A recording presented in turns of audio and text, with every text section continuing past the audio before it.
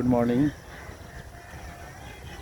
31 মে 2024 শুক্রবার। 2 সপ্তাহ গ্যাপে আবারও চন্দ্রিমায় হাঁটতে আসলাম। আশা করি আপনারা ভালো আছেন। আমি 2 সপ্তাহ হাঁটতে পারিনি, প্রচণ্ড তাপদাহ এবং রোমেলের দাপটে হয়তো উইকেন্ড দুটি মিস হয়েছে। আজকে হাঁটতে পেরে খুব ভালো লাগছে। সদ্য ধৌত মোছা পার্কটি খুব ভালো লাগছে, সবুজ পাতা, তারপরে আবার সুন্দর বেলি ফুলের সুগন্ধে ভরপুর বাগানটি। কতগুলি ফুল মারিয়েও হেঁটেছি, তারপরে প্রাকৃতিক সৌন্দর্যে ভরপুর অনেক কিছু দেখেছি, যেমন খেজুর গাছের সেই হলুদ ফলগুলি ফুটেছে যেন সুন্দর সাজে, যেমন আমি গেঞ্জিটি পরে আছি এই রঙে চমৎকার রূপ নিয়েছে। ভালো লাগছিল সব কিছু। যাই হোক, অনেক দিন পরে ভাবছি কি বলা যায়, সব কিছুই তো প্রকৃতি এবং আমাদের জীবনের জন্য অপরিহার্য উপাদানে সমৃদ্ধ এই পরিবেশ। তো যাই হোক, ভাবছি যে আমাদের স্বয়ং সৃষ্টিকর্তা উনি বিভিন্নভাবে আমাদের যত্ন নিয়ে থাকেন।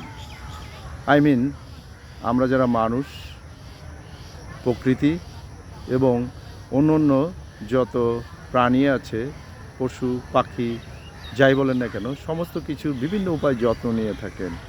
Our almighty God take care আপন by his taking care of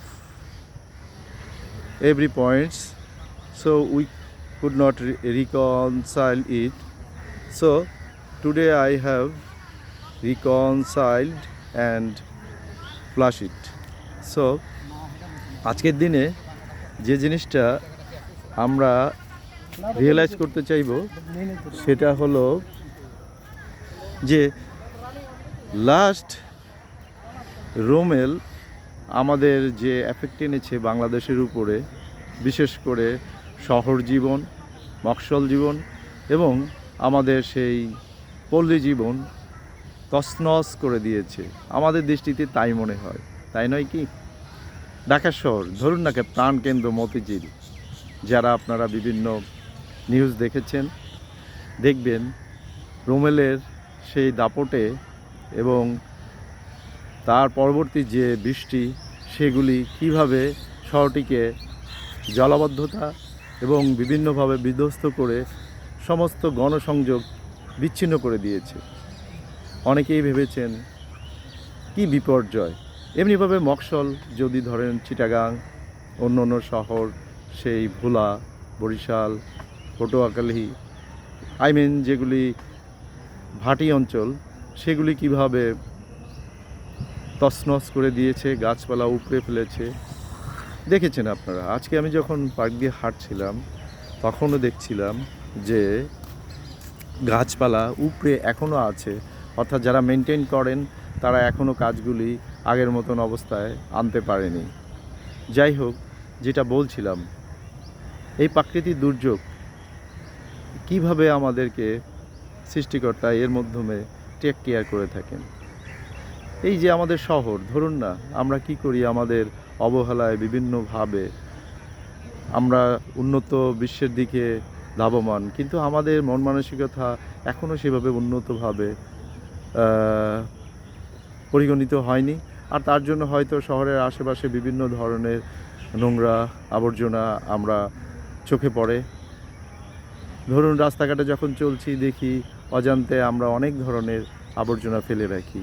আমি হাঁটি রাস্তা দিয়ে, আমার এলাকায় দেখি মাঝে মধ্যে সেই বিভিন্ন ধরনের পাখি বা চিকা, তার ডেড বডি রাস্তার উপর পড়ে আছে। সেটা যত সময় পর্যন্ত শুকিয়ে প্রকৃতির সাথে মিশে না যায় ততদিন সেই দুর্গন্ধ, বিভিন্ন ধরনের ময়লা উপভোগ করতে হয়। শহরে প্রত্যেকটি আনাচে কানাচে এই ধরনের অবস্থা দেখা যায়। ইভেন যে খাল বা জলাশয়গুলি আছে সেগুলিও আমাদের অযত্নে, অবহেলায় আমরা নোংরা আবর্জনায় পরিপূর্ণ করে রেখেছি।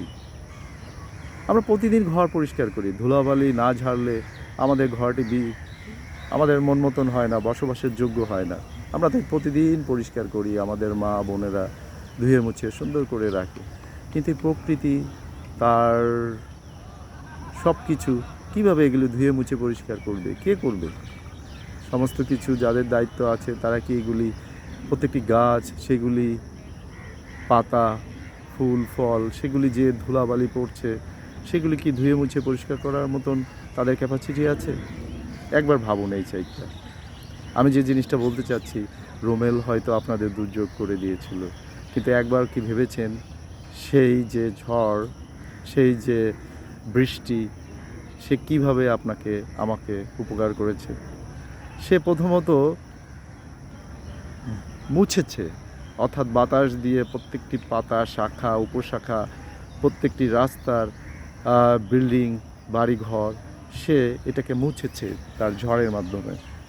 আর তার পরবর্তীতে সে বৃষ্টির মাধ্যমে ধুয়ে মুছে এগুলিকে অনেক দূরে ঠেলে দিয়েছে। আমি বলতে চাচ্ছি যেটা, সেই যে জল সেগুলি কি করেছে, ভাসিয়ে নিয়ে নদী এবং সাগরের মাধ্যমে পরিষ্কার করে দিয়েছে। আমরা সুন্দর একটি পরিচ্ছন্ন পরিবেশ আবার যেন ফিরে পেয়েছি। এই দিকটা আমরা কখনো রিয়েলাইজ করি না। তাই আমি বলতে চাই, সমস্ত কিছু কিন্তু প্রকৃতির মাধ্যমে যে ডিজাস্টারগুলি হয়, সৃষ্টিকর্তা কিন্তু আশীর্বাদের সহিতই করে থাকেন, আমরা যেটা রিয়েলাইজ করি না। তাই আমি সকালে এই সাইডটি রিয়েলাইজ করার জন্য বলছি। আমরা যারা ধর্ম বিশ্বাস করি তাদের কথা একবার ভাবুন, তারা সবসময় পজিটিভ দিকগুলি তুলে ধরেন, আশীর্বাদের দিকগুলি তুলে ধরেন, কিন্তু প্রকৃতির মধ্যে দিয়ে এখনও যে আশীর্বাদের দিকগুলি বিরাজমান সেটা কিন্তু উপলক্ষণ করি না। আজকে আমি সকালে, এত সুন্দর একটি সকাল, এই সকালটি হাঁটছি এবং এনজয় করছি। আজকে যদি সুন্দর সূর্য না উঠতো, সুন্দর বাতাস না বইতো, সুন্দর পরিবেশ না থাকতো, তাহলে কি আমি এটা এনজয় করতে পারতাম? হয়তো আজকে যদি আপনারা যে আমাদের ভাষায় যে ডিজাস্টার বলা হয় সেরকম থাকতো, তাহলে তো আমি ঘরবন্দি থাকতাম। সুতরাং আমি কিন্তু take care of my creators. সুতরাং আপনি আমি সব কিছুতে কিন্তু blessed. I mean, all living beings are blessed by our omnipotent gods. So, এই জিনিসটা প্রতিদিন সকালে বা প্রতিদিনে যে কোনো একটা সময় আমাদের রিয়েলাইজ করা উচিত। তাহলে আমাদের সৃষ্টিকর্তা যে জিনিসটা আমাদের কাছে চান, আমাদের প্রশংসা বা আমাদের কৃতজ্ঞতা বা আমাদের যে সে রিয়েলাইজেশন, সেটা দেখলে উনি খুশি হন। কারণ উনি তো আমাদের পিতা, আমরা তার সন্তান, আমরা তার সৃষ্টির জীব। এটা উনি হয়তো চান, যেমনিভাবে আমাদের পিতামাতা আমাদের প্রতি অনেক কিছু চান, উনি আমাদের সৃষ্টিকর্তা হিসেবে উনি আমাদের কাছে কিন্তু অনেক কিছু চান। আমি একটি পার্টিকুলার ধর্মে অবস্থান করি, তাই আমি হয়তো পার্টিকুলার ধর্ম বেশি জানি, সেদিক থেকে উদ্ধৃতি বা রেফারেন্স দিয়ে থাকি। আমার একটি কথা মনে পড়ে, সেন্ট পল যখন প্রথম দিকে, আই মিন 4 or 5th সেঞ্চুরিতে যখন তার প্রিচিং লাইভ করছিলেন, তিনি বেশিরভাগ জলপথে কিন্তু তার প্রচার কার্য করেছেন। অর্থাৎ সেই তৎকালীন সেই আন্তিখিয়া থেকে তিনি যাত্রা শুরু করতেন, সাইপ্রাস বা কুপ্রে নামক স্থান দিয়ে বিভিন্নভাবে সমুদ্রপথে যাত্রা করতেন। তার একটি ঘটনা, আন্তিখিয়ার অবস্থানটা আপনারা হয়তো যদি এখন অস্পষ্ট হয়, বর্তমান যে আমাদের তুর্কি, তার নর্থ এবং ফিলিস্তিনি, তার মাঝামাঝি একটি জায়গায় অবস্থান। অর্থাৎ এটি একটি সমুদ্র বন্দর, এখান থেকে ম্যাক্সিমাম জাহাজগুলি বিভিন্ন দিকে চলছে। অর্থাৎ বর্তমান যে কুপ্রে, যেটা সাইপ্রাস, সেটা একটা দ্বীপ, সেই অঞ্চলে যেত এবং এরপরে রোম, ইতালি, বিভিন্ন দিকে এটা যাতায়াত করত সমুদ্রপথে। সেই সমুদ্র পথগুলি ধরে তিনি এই সেঞ্চুরিগুলিতে প্রচার করেছেন। তেমনি একটি সেঞ্চুরি, অর্থাৎ পেরিতের কার্যাবলীর 27 অধ্যায় বর্ণিত একটি ঘটনার কথা আমি বলতে চাই। একটি জাহাজ ইতালির অর্থাৎ আগস্ত কৈশোরের বন্দীদের নিয়ে, ক্যাপ্টেন অর্থাৎ সেই দলনেতা যাত্রা করছিলেন। আর পোল তার সঙ্গীদের নিয়ে প্রচার কার্যের জন্য সেই জাহাজে উঠলেন। তার উদ্দেশ্য ছিল রোমে যাবেন এবং রোম অঞ্চলে প্রচার করবেন। আর জাহাজ যখন সাইপ্রাস হয়ে যাচ্ছিল, আই মিন কুপ্রে দ্বীপ হয়ে যাচ্ছিল, তখন ভীষণ ঝড় উঠল। আর সেই ঝড়ে অনেক কিছু লণ্ডভণ্ড হয়ে গেল এবং জাহাজে সমস্ত সারোইদের নিরাপত্তার জন্য ক্যাপ্টেন অনেক খাদ্য সামগ্রী, ভারী বস্তু সমুদ্রে ফেলে দিয়েছিল। আর সেগুলির পরবর্তীতে যেটা উপলব্ধি করেছিল যে যত লোক জাহাজে ছিল এবং সেই রোমে অর্থাৎ ল্যান্ডে পৌঁছানো পর্যন্ত সেই খাবার পর্যাপ্ত ছিল না, তাদের জীবনের অনেক রিস্ক হয়ে যাবে। সেই জন্য ক্যাপ্টেন সেই সেনাধ্যক্ষ তাকে বললেন বিষয়টি, এবং সেনাধ্যক্ষ চিন্তা করলেন এমনিভাবে ঝড় হচ্ছে এবং সামনে আরও ঝড় হবে, বিভিন্ন বিপদের আশঙ্কা করতে হবে, বন্দীদের নিয়ে আমি হয়তো পৌঁছাতে পারবো না সঠিক সময় এবং নিরাপদে, আমার অফিসিয়াল অনেক সমস্যা হতে পারে। তাই তিনি ঠিক করলেন সমস্ত সৈন্যদের মেরে ফেলবেন। আর এটা কিন্তু সেন্ট পল বুঝতে পেরেছিলেন। তাদেরকে ইতিমধ্যে অনেক কিছু ধর্মীয় ব্যাপারে প্রচার করেছেন, যীশুখ্রিস্টের কার্যাবলী অনেক কিছু তারা শুনেছে, কিন্তু সেইভাবে বিশ্বাস করেনি। আর পোল তাদেরকে বললেন এই সমস্ত দুর্যোগে আমরা যেন হতাশ না হই, আমরা যেন এর ব্লেসিংটা বুঝতে পারি। আর তাই সেনাধ্যক্ষকে বললেন এদেরকে মারবেন না প্লিজ, এদেরকে জীবিত রাখুন, এদের সমস্ত কিছু দায় দায়িত্ব সৃষ্টিকর্তা বহন করবেন। আমি গত রাতে তার একটি দর্শন দেখেছি। সেনাধ্যক্ষ তখন প্রথমত বিশ্বাস করছিলেন না। আর যখন আবার ঝড় উঠল, প্রচণ্ড ঝড়, তখন পোল যা বলেছিলেন সেটা রক্ষা করলেন, সমস্ত সৈন্যদেরকে আবার ঝড় থেকে রক্ষা করলেন। এবং পূর্বে বলা হয়েছিল অনেক সৈন্য সেই জাহাজ থেকে পালিয়ে লাফিয়ে যাবে, সেই ঘটনা কিন্তু ঘটেনি। জাহাজের ঝড় থেমে গেল, তখন দেখলো সমস্ত বন্দী জাহাজেই আছে। আর অলৌকিকভাবে সেই জাহাজে যে খাবার ছিল, যেটা ক্যাপ্টেন গণনা করতে পারেনি, দেখলো পর্যাপ্ত খাবার এখনও মজুদ।